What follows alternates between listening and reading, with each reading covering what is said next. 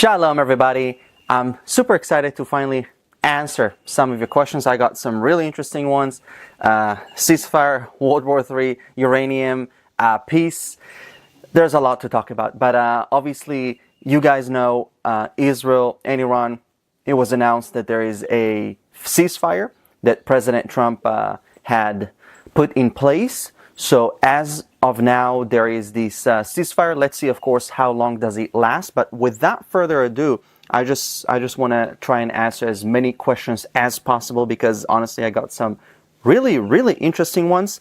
So somebody asked, will World War III happen between Israel and Iran? I think that a lot of people have been worried about a World War III, but actually the action taken by Israel was taken in order to prevent a world war and in order to stop the most dangerous regime on planet Earth from obtaining the world's most dangerous weapon. And I think that if they had an atomic bomb, so we would definitely see a war on scales that we never imagined, especially since Israel actually had the intelligence that Iran planned to give a nuclear bomb to their proxies, be it the Houthis or I don't know who. So just imagine this atomic terror that they could have inflicted on this whole world. And Israel took action and actually stopped it.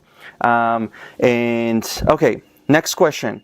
Why not finish the job and take out the regime? So actually, that's a great question. I saw a lot of people asking this question, and taking out the regime was not in the goals that Israel set for itself. Obviously, we all know that the Islamic regime that controls Iran, they're evil. They've been holding their own people captive for over 46 years, and it's just insane that there are millions of people in Iran suffering because of this regime. But obviously, Israel had two goals. Number one was to destroy the Iranian nuclear capabilities, which, according to a statement that I just read by the Israeli government, so yes, they have they have successfully achieved that goal. And the goal number one is to make sure that Iran doesn't have the capabilities to manufacture and have an arsenal of tens of thousands of ballistic missiles. Prime Minister Netanyahu, he said that Iran having this arsenal of ballistic missiles of 20,000 ballistic missiles, that was their goal. It's equivalent to 2 atomic bombs. So, and no country is able to withstand that kind of threat. So, next question. Someone asked, which countries supplied Iran with ballistic missiles? They manufactured their own ballistic missiles and also gave them to the Houthis in Yemen, because the Houthis don't have their own capabilities. Yemen is suffering severe poverty after the civil war. Yemen is actually divided into basically two Yemens, one supported by the West and one controlled by the radical Houthis. Why are you trusting Trump? Somebody asked that. Look, many people, I also saw that a lot of people, they don't trust Trump, or some people in the comment section, or in general in the past, people that may support Israel, but they just don't really agree with Trump's policies, which is fine. You don't have to agree. You don't have to love leaders. But actually, evidently, Trump has done for Israel and has took a stand for Israel like no other president did. And not just moving the embassy, not just recognizing Jerusalem as Israel's capital and recognizing Israel's sovereignty over the Golan Heights, but actually taking a stand for Israel when it needs support the most, just like it did now with sending the B-2 bombers to actually take out Iran's most secure and deepest nuclear site, deep hidden in the mountains, the Fordo nuclear site. So Trump proved to be a true friend, loyal to those loyal to him, and but I think that actually the alliance between Israel and America lies not on people. It doesn't depend on on leaders. Of course, leaders, they definitely do help to enhance that and to to take friendship to the next level. But we very well saw that when Biden was in office, the friendship between the Americans and Israelis, between the people, remained strong. So it really showed that our alliance stems from the people. Let's see. How do you see the long-term impact of this conflict with Iran shaping Israel's society, security, and its place in the region? And what are your hopes or fears for the future? That's a fantastic question. I actually think that we all know that the regime lost. Israel was able to take out the regime's highest military leadership in a matter of days. This is the 12-day war. In 12 days, Israel has achieved all of its goals, and the regime has lost hundreds of high-ranking officials. Be it actually, Israel took out the chief of staff of the IRGC, I think, and then took out also his replacement that went to hide in the mountains. So Israel knows what it is doing, but in terms of and that being said, all the countries in the region, they saw what Israel did, and I think that Israel has definitely restored its deterrence. If you compare that to the surprise of October 7th, and even though we didn't see Arab countries congratulating Israel, we very well know that behind the scenes they're all happy because they don't see Iran as their ally, but rather an existential threat as well. So I think that Israel has actually made sure that everybody now knows that Israel has a place in this region, and Israel is a power that cannot be ignored and actually should be recognized. So I actually think that my hopes for the future from this conflict is that there will be more peace through strength. That's what Ronald Reagan believed in. That's what Trump and Netanyahu did with the Abraham Accords. So regarding fears, that's a really good question. I really need to think more about that. But I just hope that this regime will not be able to restore its nuclear capabilities, ballistic missiles. Otherwise, this whole thing was just, I hope that this didn't just push them back a few years, but actually completely negated their ability or really discouraged them from doing that. Okay, so I was reading up until now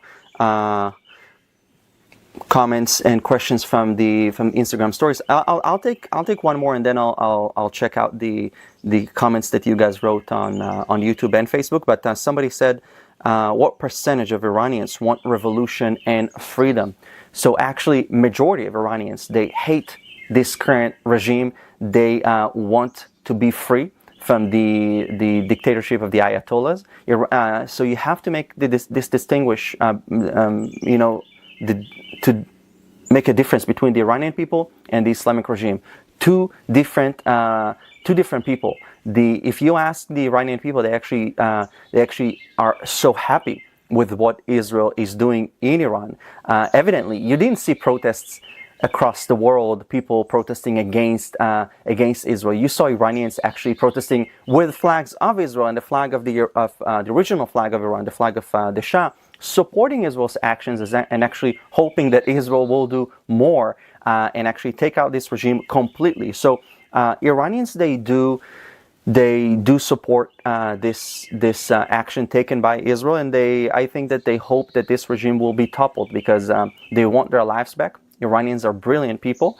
And before we actually continue to the next question, I also want to encourage you guys to subscribe to my YouTube channel so that we continue our fight for the truth, especially with growing censorship in the media. And also, if you want to support Israel, take a bold stand for Israel, especially in these times. And they're actually really cool new designs. Then I invite you to visit theisraelstore.com. Grab a shirt, show love for, show people where you stand. I think that it's really important nowadays. Okay, moving to the next question. Somebody asked why did Israel agree on ceasefire? What did Israel get? No regime change and also no complete destruction of uranium facilities. So that's a good question. Obviously I'm answering according to what I read, see, and know. But obviously Israel, as it appears to be, obviously in order to have ceasefire, you need to have both parties agree to that. And actually, before the ceasefire, Israel has indicated that it is completing the goals it set for itself, and that it is ready to finish this war. And it's actually really interesting because in the beginning of this war, so the Iranians, this regime immediately begged for ceasefire. It would be a foolish move of them not to beg for ceasefire because they were losing big time. Everybody knows that. So they asked for ceasefire, but they really begged for ceasefire when the United States joined and basically bombed the nuclear facility in Fordo. So then I think that they were really scared for the future of this regime. You know, we all know that Khamenei, the supreme leader of Iran, was hiding in a very deep bunker in Iran, fearing for his life. Actually, you know, if you ask me, I actually think that it's great that Israel had goals. And it wasn't like, you know, an unending war, because wars that don't have any goals, this is really stupid and a waste of resources, time, and putting lives at risk. Israel had goals. It achieved the goals and said, we achieved the goals. That's it. So people can have their opinions whether they like it or not, but we see that that's the reality. So somebody asked, if Iran's regime were to fall, do you think Reza Pahlavi would take power? So if you don't know Reza Pahlavi, he's the son of the former Shah, the last Shah of Iran, the last ruler before this Islamic revolution took place. I actually met him in Jerusalem, lovely person. And I do think that he should take power. I think that Reza Pahlavi, he is the right leader for the Iranian people after this revolution. By revolution, I mean revolution and ridding themselves from this radical dictator that controls Iran right now. So yes, I do think that, or I hope that he'll take power. I think that it would be absolutely great. Let's see. Somebody said, I'm from Saudi Arabia and I really want Israel and Saudi normalize relations. I love Israel as much as I love my country, Saudi. Wow, that's really awesome. What do you think about our Crown Prince Mohammed bin Salman? He is a hero to me. That's really, honestly, it's really warming to read comments, questions like this. And I actually think it shows you what I just told you, you know, that Arab people, they see a partner in Israel rather than a hostile country. And I really hope to visit Saudi Arabia. I hope to get to interview MBS and to speak with the Saudi people. Actually, I think that they're great people, and there is, you know, when we put aside our differences, we can actually make the Middle East great and actually make our future better. So somebody commented, somebody asked about the regime change. I do support that. Will Israel make effort in establishing relationship with Iran or recognize it? I think that Israel has expressed its will to make peace. We are a peace-seeking nation. We are not interested in conflicts. But I do hope that we will see this restoration of the alliance that we had. Israel and Iran used to be friends. For those that don't know. Somebody asked, what will be the aftermath of this war? So there is obviously a lot of pain involved in this. People have lost buildings, their homes, their relatives. Actually, I want to let you know the latest update in regards to the war from from the Israeli side. I'll get to that in a second. Somebody asked, did Iran manage to transfer 400 kilos uranium to a different location before the strike? He refers to the strike in Fordo. So actually, that's something I also read, that they managed to change or to get things out of Fordo before the strike. And look, I'm sure that Israel and America know what they're doing, and they, if that happened, they were definitely aware of that. I mean, you're talking about Israel striking with such precision, and knowing even where the chief of staff of the Islamic regime, the top military commander of the Islamic regime, where he was running to hide in a mountain. So I'm pretty sure that if they were to change the location, Israel would definitely be aware of that. What is the next agenda after obliteration of Iranian nuclear facilities or nuclear missiles? I think that the goals were achieved, as from what we see and understand, and I hope that peace will be restored. I told you guys, my wife and I, we actually got stuck out of the country because of this war, and we would very much love to return to our home. And I told you guys I wanted to give you an update regarding Operation Rising Lion and the numbers, buildings, injuries, fatalities. So since the beginning of the operation, Iran fired more than 500 missiles, over 1,000 UAVs, drones into the country. Casualties, we have 24 people murdered as a result of this war. 1,361 people injured, 14 in serious condition, 55 in moderate condition, and the rest with light injuries. Now, to the damages, there were more than 36,000 damage claims received by the Israel Tax Authority. In Israel, obviously, if your house get damaged because of the war, so they're gonna take care of you. Basically, you're not gonna be left without a home. So people that had their home completely destroyed, so the country is sponsoring them to stay at a hotel, like they did with families during October 7th, and then obviously they restore your house, or they find different housing solutions for you. So far there were 20. Yeah, there were quite. This is quite a lot of damages. And I do hope, okay, so regarding displaced people in this war, there are about 15,000 people evacuated from their homes. So this is regarding the numbers of this war. So let's see, what more questions do we have? Somebody asked, is this conflict in the Middle East just the beginning of something much worse to come?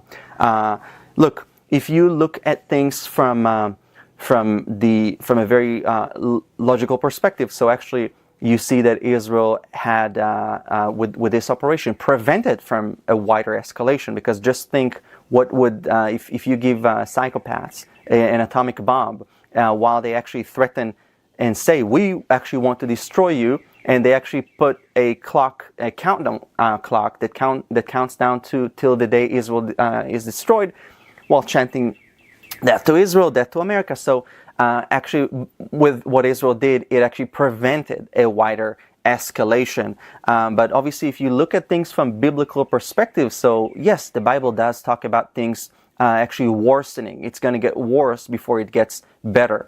But in any case, I will remind all of us that we know how this story is going to end, and it's not going to end with Israel losing. Let's just put it this way. So really not a good idea for Israel's enemies to try and annihilate us.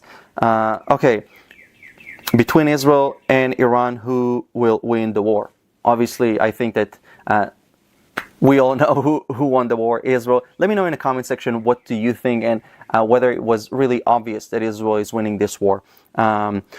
Why the name of your operation is Rising Lion if you can't fight on your own?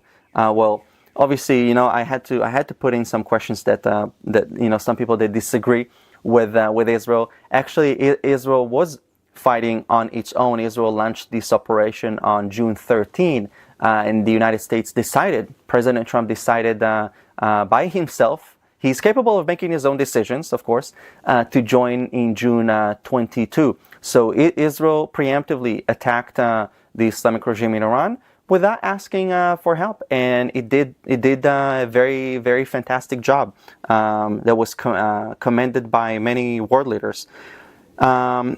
Okay, let me see. Okay, will this lead to World War III? I think we talked about it. It's going to prevent one. Are the nuclear sites destroyed beyond repairs? This is the $1 million question. I think that with whether they're destroyed beyond repair or not, it's a question that we will see. There was a report that Iran is already trying to rebuild and find actually construct a new nuclear facility. So I think that, look, it would be better for them to basically forget about becoming nuclear, because then they will inflict on the whole region and mainly on themselves more and more pain. So I think that, but besides that, Iran is a sanctioned country, so they will find it very difficult to build and to restore their capabilities. But of course, only time will tell, right? Is Israel considering neutralizing Khamenei, the supreme leader? Obviously, so far what we know, he was not eliminated. We did see the defense minister of Israel saying that he's a target, but then Prime Minister Netanyahu said that less talking, more more working and acting. So we don't really know, but I think we can all agree on, that he's in not a good leader for the world, referring to Khamenei, of course. And let's see. Do you think Russia will get involved in this conflict? I do not think that Russia will get involved, and we did see that Putin actually said that Russia will not get involved. He backed his statement by saying that in Israel you have 2 million Russian-speaking Israelis, which make Israel, according to what he said, basically another Russian-speaking country, and therefore Russia will not attack its own language-speaking people. So actually, it's interesting, but it's not in the interest of Russia. And actually, if you ask me, neither China nor Russia will join this war that it ended. But let's say the ceasefire will not go through and will not the war will resume. I don't think that neither Russia or China will take part in this, because they don't care about Iran. To them, Iran is a gas station. That's what it is. So as if something happens to Iran, I think the way they view this is that, okay, the gas station was attacked, and we just need to find another gas station. So I think that it is Iran that needs China and Russia more than they need Iran. So I don't think that they'll stick their necks for Iran. Let's see. Why didn't Israel also use ballistic missiles against Iran? So for the very reason that we don't want to inflict pain on the Iranian people. We don't want to target the Iranian people. So that's why you see Israeli Air Force flying freely over the airspace of Iran and targeting the enemy, targeting military sites, nuclear sites, and basically with as little damage to civilians. Of course, our enemies couldn't care less about hitting civilians. So that's why you see that in wars against Israel, the enemy always uses missiles, but Israel doesn't. So that's largely doesn't. But you actually saw that they also hit a mosque in Haifa, so they don't really care who they hit. So can Israel continue the war with Iran for several months? I definitely think that obviously Israel is a power that's capable of withstanding a lot. But I don't think that it's an interest of anyone to have a war for several months. I think that the reason that Israel was acting so fast and powerfully is because it wanted to achieve the goals as fast as possible and get this over with. Someone asked, I don't know why laser beam is not in use. So I assume that what you're asking is that why it wasn't able to intercept ballistic missiles, if I get this right. But let me just put it this way: Israel's aerial defenses are combined with now the laser, the Iron Beam, Iron Dome, Arrow 2 and 3 missile defenses. So the first two, the Iron Beam and Iron Dome, they're meant to intercept short-range threats. So that's and ballistic missiles that are fired from Yemen or Iran, they are traveling thousands of kilometers, and usually they, ballistic missile is intercepted. Israel is intercepting it using the Arrow 2 and 3, according to the reports I read, and it's outside. It basically intercepts them in space, but the crazy part is that an Arrow 2 missile, a single missile, costs $1.5 million. Arrow 3 costs $2 million. So it's extremely expensive, and that's why Israel actually came up with the Iron Beam that can intercept. I mean, of course, the Iron Dome missiles, they're much less, but still it costs a lot of money. That's why Israel came up with the Iron Beam in order to come up with a solution that will not cost a lot of money to the Israeli people, because at the end of the day, we pay taxes and we have to pay for that. And okay, so do you believe military force can bring lasting peace, or does it deepen hatred and trauma for future generations on both sides? With the case of Iran, I think that specifically with Iran, the Iranian people, they support Israel's military force, and you saw, young generations actually celebrating and seeing Israel as their savior, in a sense. In biblical times, Cyrus the Great liberated the Jews and sent them back to Jerusalem to rebuild the temple, rebuild the city that was in rubble, and he even gave them money. Nowadays, the Iranians see Israel as their Cyrus the Great, in a sense, by Israel coming and liberating them from oppression. So, but of course, the military force is something that is used when diplomacy fails, and we saw very well that Trump gave the Iranians 60 days to negotiate. They did nothing. They actually were trying to fool the whole world, as they did, during the Obama era. They got billions of dollars ease with sanctions that were lifted, and they tricked the whole world. So I think that that's what they tried to do with Trump again, with that 60-day deadline that he gave them to negotiate a deal, and they didn't want to negotiate. So they thought they can trick Trump. Didn't go too well for them, and now they're begging to resume negotiations. So I think that they don't really, they really didn't read the map the right way. And it happens. We saw that also in the case of Yahya Sinwar, that didn't read the map and ended up being eliminated himself, the former Hamas leader. Okay, somebody said, why should Israel have missiles and not Iran? So obviously, I assume this refers to nuclear missiles. Well, first of all, this person, you're basing your opinion on foreign reports. It's not something that Israel has said to have. But also, even if we put that fact aside, Israel never threatened with the annihilation of any other country. Israel never said we want to destroy Iran.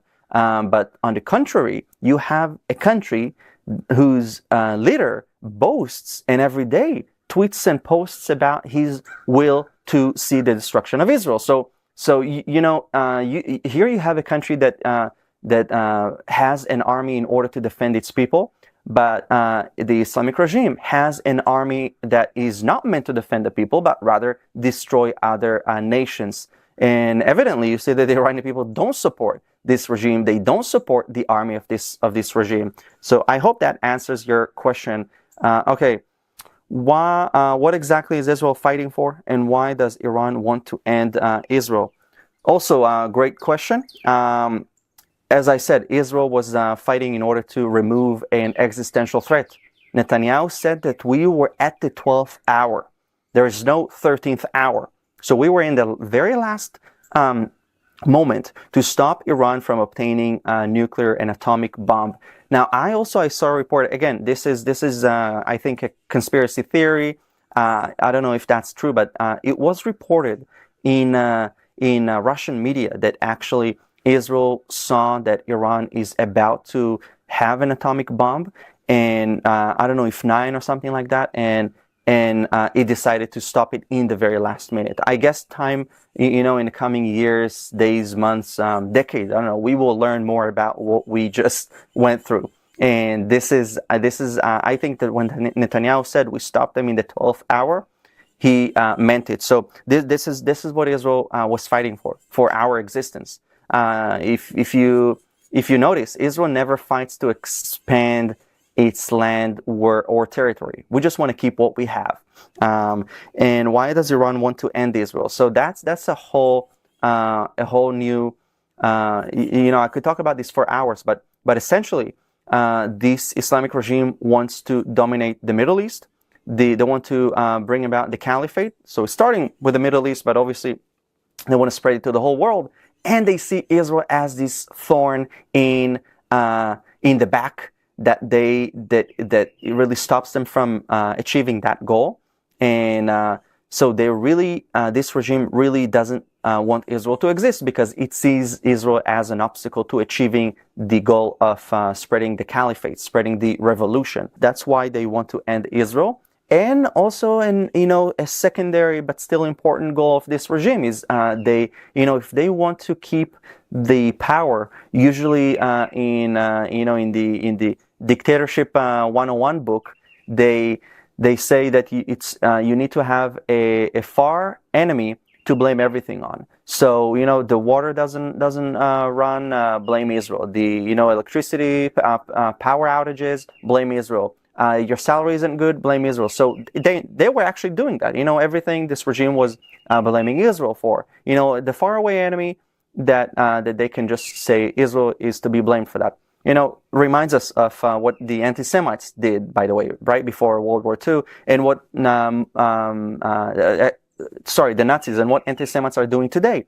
So this really, what they're doing is what Israel did is a favor to the whole world by making this world a safer place, and with Trump joining, it even made it better to finish the job. So with that being said, I just want to thank you guys so much for your time. I really enjoyed having this